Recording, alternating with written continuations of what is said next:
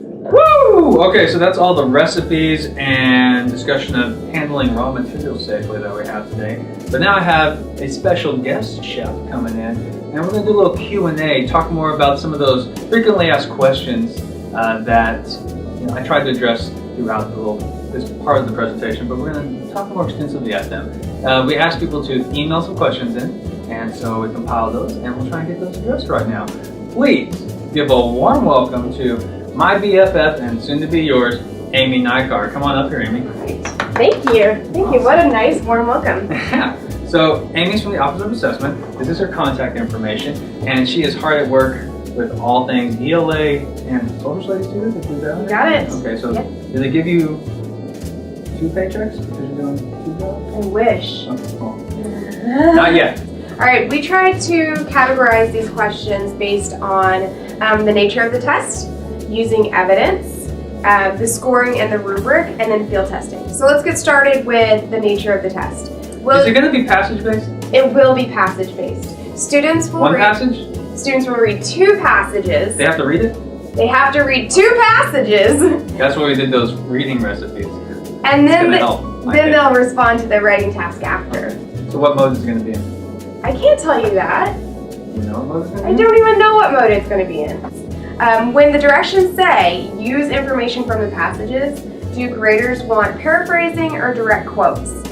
If direct quotes, is there a limit to the number of quotations? I've gotten this question a lot, Josh. There's no magic number of how many quotes to use, but students should be taught when to use relevant quotes and when to paraphrase. The scores are really looking for relevant details, but there's no specific number of quotes. We also saw a lot of questions that had to do about citation. What type of citations should students use? Just one. Okay. There's no magic style either. We don't want to dictate that students must memorize MLA or APA or Chicago Manual style. So students need to learn how to attribute their evidence, saying according to and then using the title of the passage is appropriate, according to passage 1 is appropriate, according to and then using the author's name. That would also be appropriate. Speaking of citing, people ask me questions I got specifically recently was how do you cite when writing the narrative mode? But I didn't see anything that says you need to cite on the narrative mode. It's just, I describe it as, you're reading those passages like any good author would. Right. And doing research to make your narrative realistic, more powerful, really. I agree. Okay. I think that if students use the information or the details from the passages and they incorporate that in the narrative that they write, they will be fine. Our rubric does not say that they need to use quotations and document as appropriate to style, like it does in the argument persuasive mode. So students should just synthesize and incorporate those details that they learn from the passages. Okay. All right, next question. Will the state give us an exact definition of their understanding of plagiarism? And plagiarism, as we define it, is presenting students' ideas as their own when they really are somebody else's ideas. This can be in the form of paraphrasing, summarizing, or copying the exact wording or phrasing. So even when students are paraphrasing, they need to make sure that they give credit to the authors. This could be the submission of someone else's work verbatim and submitting it as a student's own work. It can be using large swaths of other people's work so that there's very little original work. This can also be text that contains significant amounts of another source without any alterations or attributions. It can also be combining other people's work. So if students decide that they want to take parts of the first passage and parts of the second passage, and they organize these parts together in a clever way, but they don't attribute it, it's still plagiarism. So we need to make sure that we teach our kids how to document their sources. On the rubric, it states argument persuasive. What is the definition of that? Well, there's been some argument in the field of writing that they are very different types of writing, argument and persuasive. And while I won't touch on that, I will say that past standards lump these two together. So please look at your past standards and see what the definition of persuasive/argument is. So they're So in the past standards for 5th grade and 8th grade, there is like a more clear definition of what that is. That's right. That's right. So we So go when by we- that. Yeah, when Now- we call it argument or persuasive on our rubric, we are using the past standards. Now, I had this great discussion last night following our live video conference. Someone posted a response about everything and still had questions about this persuasive argumentative according to the rubric. One thing that was just my suggestion, I don't know what you think about this, but I said, labels are labels. Yeah, I think it could be more clear. That's just my personal opinion.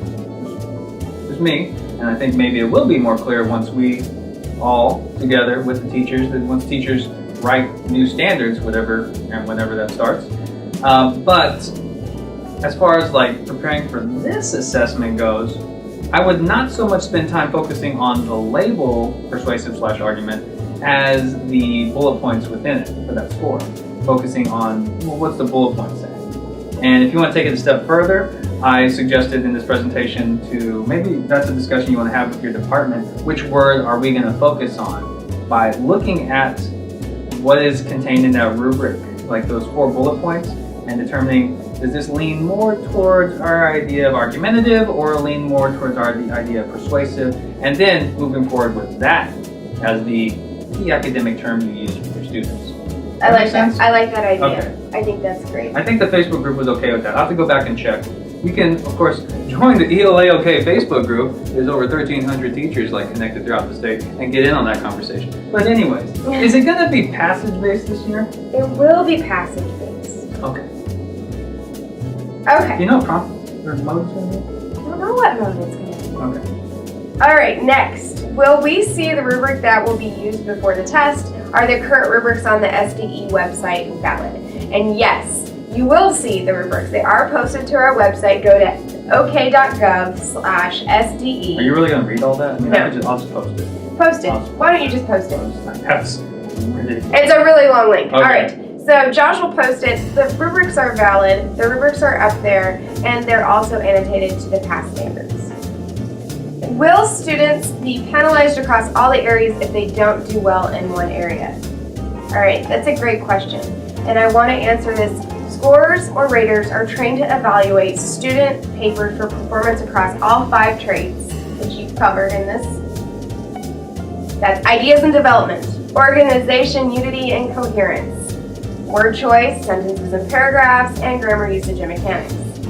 They will be graded independently, and the raters are trained to score each of those aspects of the rubric independently from the other traits. All right, last question for So this. no. Will the students be penalized across all areas? No, not necessarily. Some of the traits may affect other traits, but they are trained to look at each trait individually. Cool. All right, who will be doing the grading? That was another great question. The testing vendor hires readers to score their writing responses, and each reader must have a minimum of a bachelor's degree and qualify for the project. And then they are trained rigorously, and they are also, during the project, checked on every day to make sure that they are calibrated according to our standards at the State Department. Last question. This is a good one. Do you want to ask Think it? about this. Oh, okay. It's like kind of tasting the bowl or licking the bowl. I get to You lick get the bowl. the last one. Will there be a field test? There will be a field test prompt.